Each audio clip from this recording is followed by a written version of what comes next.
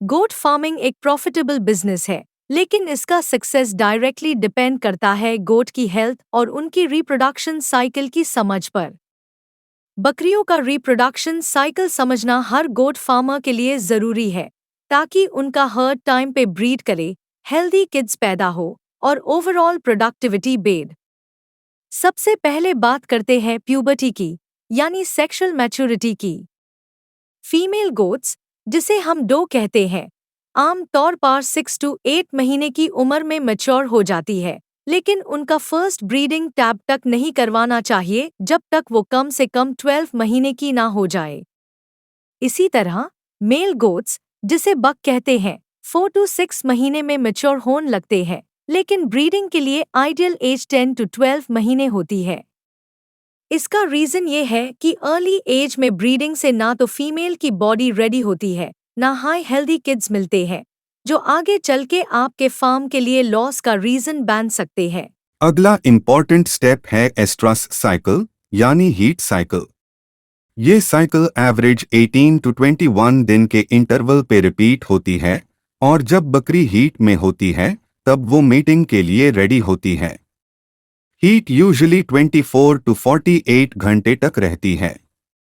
इस दौरान डो ज्यादा आवाज करती है, टेल वैग करती है, खाना कम करती है और मेल गोट्स के आसपास ज्यादा घूमती है। इन साइंस को ऑब्जर्व करके आप उसका सही मीटिंग टाइम डिसाइड कर सकते हैं। अगर आपको सुबह हीट का पता चलता है तो मीटिंग शाम को करानी चाहिए, और अगर शाम को हीट नोटिस होती है तो अगले दिन सुबह मीटिंग बेस्ट होती है। ये टेक्निक कंसेप्शन रेट बढ़ाने के लिए काफी इफेक्टिव होती है। मेटिंग के लिए आप नेचुरल ब्रीडिंग या आर्टिफिशियल इंसेमिनेशन दोनों मेथड्स का यूज कर सकते हैं।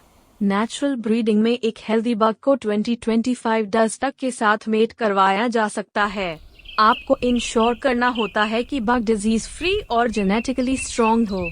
दूसरी तरफ एक मॉडर्न और जेनेटिक इम्प्रूवमेंट का तरीका है, जिसमें सर्टिफाइड सीमेन डोज यूज करके ट्रेन टेक्नीशियन इंसेमिनेशन करता है, लेकिन देसी फार्म्स में अभी इतना कॉमन नहीं है, क्योंकि उसमें प्रॉपर टाइमिंग और स्किल चाहिए होता है।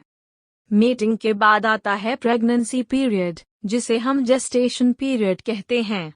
गोट्स का जेस्टेशन पीरियड एवरेज 145-155 दिन, यानी लगभग 5 महीने का होता है। इस दौरान डो को अच्छा न्यूट्रिशन, क्लीन एनवायरनमेंट और स्ट्रेस फ्री रूटीन देना बहुत जरूरी है।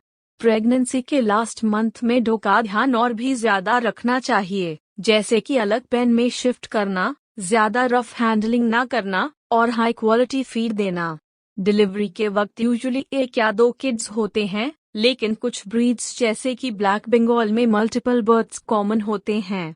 बच्चों के पैदा होने के बाद उन्हें साफ कपड़े से पोंछना, कोलोस्ट्रम पिलाना और उनका नेवल को डायोडीन से डिसइंफेक्ट करना बहुत जरूरी होता है। इस मेथड से अगर आप गोट फार्मिंग में रिप्रोडक्शन साइकिल का अच्छी तरह पालन करते हैं, प्यूबर्टी से लेके प्रेगनेंसी और किडिंग तक, तो आपका फार्म हेल्दी, प्रोडक्टिव और सस्टेनेबल बनेगा।